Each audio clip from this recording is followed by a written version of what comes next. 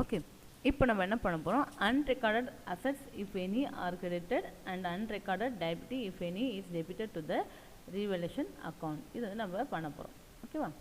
சரி, இதில் பாருங்கள் இன்னொரு விஷயம், the profit or arise from their form from transfer to the capital account of the old partners in the old profit sharing ratio if the total of the credit side of the revaluation account exceeds the total the debit side, the difference in the profit on revaluation. If the total of the debit side of the revaluation account exceeds the total of the credit side, the difference is loss on the revaluation account. ஓகேவா? இது என்ன அப்படின்னு பார்த்தீங்கன்னா, இந்த இடத்துல என்ன சொல்கிறாங்கன்னா, profit இருக்கும் இல்லையா, ரீவேல்யூஷன் அக்கௌண்ட் அது என்ன பண்ணுவாங்க, வர லாபத்தை கேபிட்டல் அக்கௌண்ட்டுக்கு ட்ரான்ஸ்ஃபர் பண்ணிடுவாங்க. எந்த இதாக என்ன பண்ணுவாங்க, ட்ரான்ஸ்ஃபர் பண்ணுறோம். அந்த மாதிரி பண்ணும்போது இதில் என்ன அப்படின்னு பார்த்தீங்கன்னா, if the total credit side அதிகமாக இருந்தால், ரீவேல்யூஷனில் கிரெடிட் சைடு அதிகமாக இருந்தால், அதாவது அது என்ன பண்ணுவோம், அது ப்ராஃபிட். ஓகேவா? ரீவேல்யூஷனில் டெபிட் சைடு அதிகமாக இருந்தால் அது என்னவாக இருக்கும், லாஸாக இருக்கும். இது எங்கே கொண்டு போவோம், கேபிட்டல் அக்கௌண்ட்டுக்கு ட்ரான்ஸ்ஃபர் பண்ணிவிடுவோம். ஓகேவா? எங்கே ட்ரான்ஸ்ஃபர் பண்ணுவோம், கேபிட்டல் அக்கௌண்ட்டுக்கு ட்ரான்ஸ்ஃபர் பண்ணுவோம். நெக்ஸ்ட் பாருங்கள், following are the journal entries to be passed to record the revaluation of asset and liabilities. இது பாருங்க கொஞ்சம் உங்களுக்கு புரியுற மாதிரி இருக்கும். For the increase in the value of asset, ஒரு asset increase ஆயிடுச்சு, கன்சர்ன் தட் இஸ் ஒரு asset ஃபார் எக்ஸாம்பிள் லேண்டோட வேலை இன்க்ரீஸ் ஆகிருக்கு அப்படின்னா நம்ம என்ன பண்ணுவோம், land account debtor to revaluation அப்படின்னு இருக்கும். ஓகேவா? Land account debtor to revaluation இருக்கும். அதே மாதிரி ஒரு அசட்டோட வேல்யூ டிக்ரீஸ் ஆச்சு அப்படின்னா revaluation account debtor to land. ஓகேவா?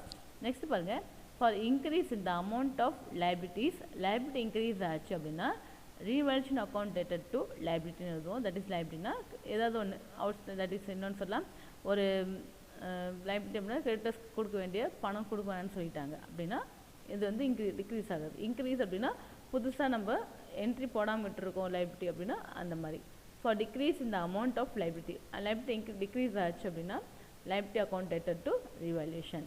Next, for recording and unrecorded asset, இது வரைக்கும் அசட் ஒன்று இருந்திருக்கு, நம்ம காட்டவே இல்லை. நான் சொல்லியிருக்கேன் ஏற்கனவே. எக்ஸாம்பிள் இன்வெஸ்ட்மெண்ட், ஒரு இன்வெஸ்ட்மெண்ட் இருக்குது நம்மக்கிட்ட, அதை நம்ம என்ன பண்ணல, புக்கில் வரைக்கும் காட்டவே இல்லை, காட்டாமல் வச்சுருக்கோம் அப்படின்னா அந்த மாதிரி அசட்டை நம்ம உள்ளே கொண்டு வரும்போது அது ஜாயின் எப்படி போடுவோம்னா, கன்சர் எந்த அசட்டோ அது ஃபார் இன்வெஸ்ட்மெண்ட்னா investment account debtor to revaluation அப்படின்னு இருக்கும்.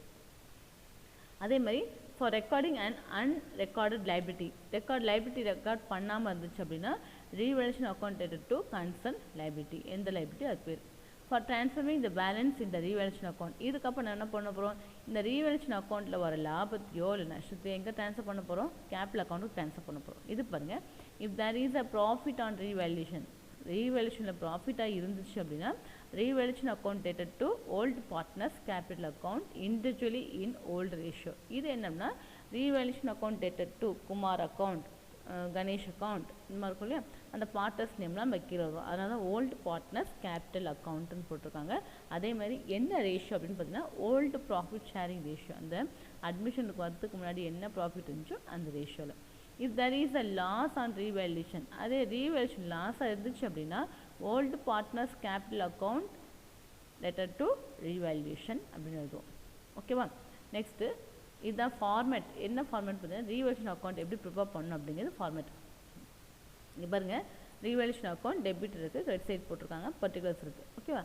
இது வந்து என்ன அப்படின்னா to concern asset account by concern asset account, ரெண்டு ஒன்றே மாதிரி தான் இருக்குது பார்க்கறதுக்கு, எந்த டிஃப்ரென்ஸுமே இல்லை இல்லையா. இங்கேயும் அசட் இருக்குது, இங்கே லைபிலிட்டி இருக்குது, இங்கேயும் அசட் இருக்குது, இங்கேயும் லைபிலிட்டிஸ் இருக்குது. இங்கே பாருங்கள் ஓல்டு பார்ட்னர்ஸ் கேபிட்டல் அக்கௌண்ட் இருக்குது, இங்கே ஓல்டு பார்ட்னர்ஸ் கேபிட்டல் அக்கௌண்ட் இருக்குது, எந்த டிஃப்ரென்ஸுமே இல்லை. ஆனால் ஒன்றே ஒன்று பாருங்கள், இந்த இடத்துல டிக்ரீஸ் இருக்கா, அப்போ அசட்டோட வேல்யூ டிக்ரீஸ் ஆச்சு அப்படின்னா எவ்வளோ டிக்ரீஸ் ஆச்சு அதை மட்டும்தான் நமக்கு காட்டப்போகிறோம். ஓகேவா?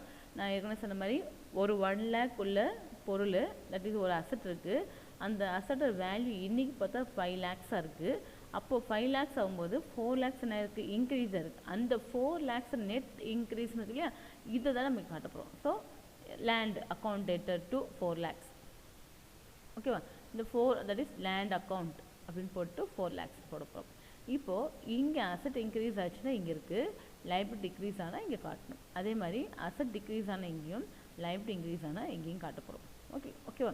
நெக்ஸ்ட் இந்த இடத்துல இந்த இடம் ப்ராஃபிட் ஆன்சர் வந்துச்சு அப்படின்னா அது ப்ராஃபிட்டாக இருக்கும், இங்கே ஆன்சர் வந்து அது லாஸாக இருக்கும். ஓகேவா. இதோட தான் நம்ம பண்ண போகிறோம். இப்போ என்ன அப்படின்னு பார்த்தீங்கன்னா இதில் இந்த ரீவல்யூஷன் அக்கௌண்ட் போடும்போது ரொம்ப ஈஸியாக இருக்கும். ஏன் அப்படின்னு பார்த்தீங்கன்னா நமக்கு ஒரு அசட்டோட வேல்யூ பார்க்குறோம். அசட்டோட வேல்யூ பார்க்கும்போது இன்க்ரீஸ் ஆயிருக்கா டிக்ரீஸ் ஆயிருக்கான்னு பார்க்குறோம், வேறு ஒன்றுமே இல்லை. ஓகேவா. இன்க்ரீஸ் ஆச்சுன்னா இந்த சைடு போடுவோம், அதாவது டிக்ரீஸ் ஆச்சுன்னா டெபிட் சைடில் போடுவோம். லைபிலிட்டி இன்க்ரீஸ் ஆச்சுன்னா டெபிட் சைட்லையும், டிக்ரீஸ் ஆச்சுன்னா கிரெடிட் சைட்லையும் போட போகிறோம். ஓகேவா. நெக்ஸ்ட் பாருங்கள், when revised value of asset and liabilities are shown in the book or not shown in the book. revised value இருக்க ஒரு asset and liabilities காட்டணும்னா என்ன பண்ணுவோம்னா under this method the asset and liabilities are shown at their original value and not at the revised value in the book and in the balance sheet which is prepared immediately after the admission of the partner. The net result of the revaluation is adjusted through the capital account of the partner. இந்த result இருக்கும் இல்லையா, adjust பண்ணதுக்கப்புறம் அதை எங்கே மாற்றிடுவோம், capital account transfer பண்ணிடும். அதே மாதிரி a memorandum revaluation account which is temporarily account is opened when revised value are not shown in the book of account. revised value காட்டல அப்படின்னா அவங்க என்ன ப்ரிப்பேர் பண்ணாங்க, மெமோரண்டம் ரீவேல்யூஷன் அக்கௌண்ட்னு ஒன்று ப்ரிப்பேர் பண்ணணும். ஓகேவா. ப்ரிப்பேர் பண்ணிட்டு தான் நம்ம பேலன்ஸ் ஷீட் ப்ரிப்பேர் பண்ணுவாங்க. புரிஞ்சுதுங்களா. இது வந்து ரீவேல்யூஷன். ஓகே. சம் போடலாமா. நெக்ஸ்ட் நம்ம